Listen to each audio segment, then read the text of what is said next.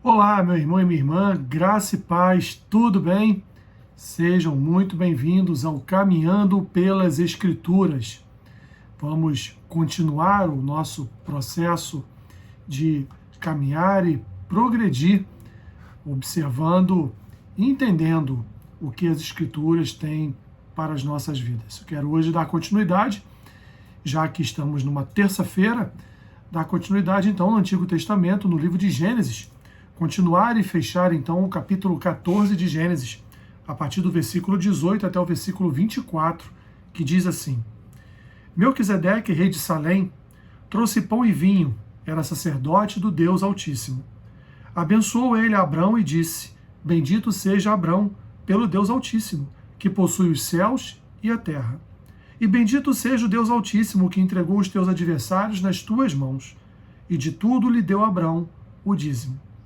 Então disse o rei de Sodoma a Abrão: Dá-me as pessoas e os bens ficarão contigo. Mas Abrão lhe respondeu: Levanto a mão ao Senhor, o Deus Altíssimo, o que possui os céus e a terra, e juro que nada tomarei de tudo que te pertence, nem um fio, nem uma correia de sandália, para que não digas: Eu enriqueci a Abrão. Nada quero para mim, senão o que os rapazes comeram e a parte que toca aos homens Aner, Escol e Manre, que foram comigo, estes que tomem o seu quinhão.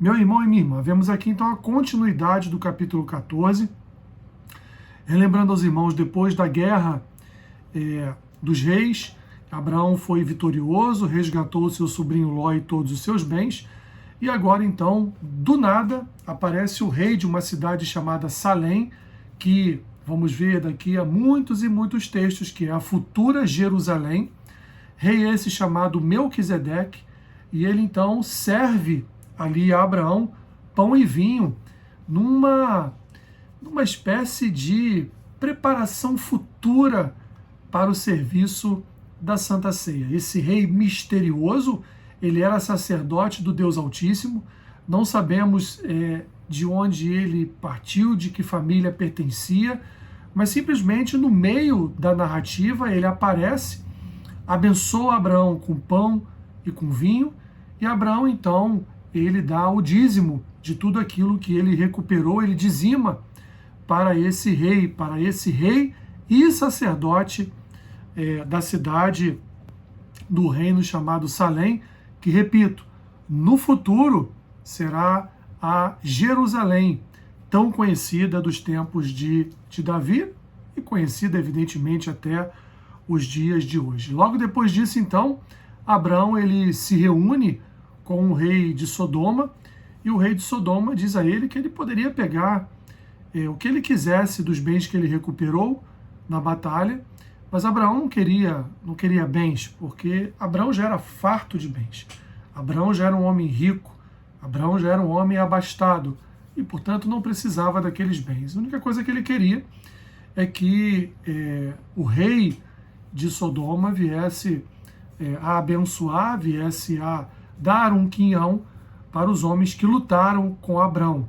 E certamente ele o fez porque era um costume daquele tempo. Todos aqueles que ajudavam alguém a ganhar uma batalha recebiam presentes daquele rei ou daquele reino que foi ajudado. Abrão, então, muito correto no seu posicionamento, só se envolveu mesmo na batalha, como vimos na semana passada, porque o seu sobrinho Ló havia sido sequestrado por aquele rei. Então, meu irmão e minha irmã, o que nós vemos aqui são duas partes desse texto, do versículo 18 ao versículo 24, sendo que a primeira parte aparece do nada um homem chamado Melquisedeque, que é rei de Salém, e também é sacerdote de Deus, que serve pão e vinho a Abraão.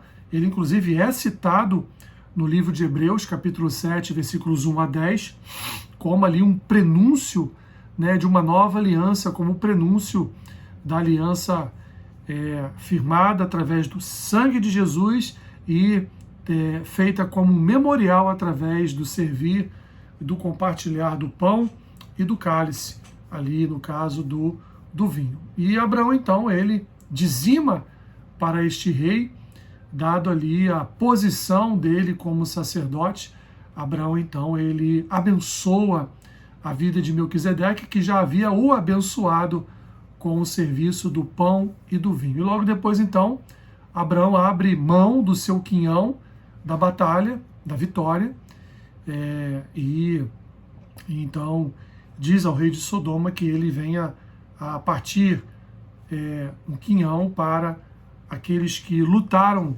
com Abraão, né? No caso, Aner, Escol e Manre, que teriam direito, então, a uma parte daquilo que foi resgatado durante a guerra, durante a batalha. É isso, meu irmão e minha irmã, simples, curto, rápido, mas é exatamente isso que os textos bíblicos aqui neste momento nos transmitem. Que Deus te abençoe rica e abundantemente e não esqueça de compartilhar esse vídeo com mais pessoas. Fique na paz.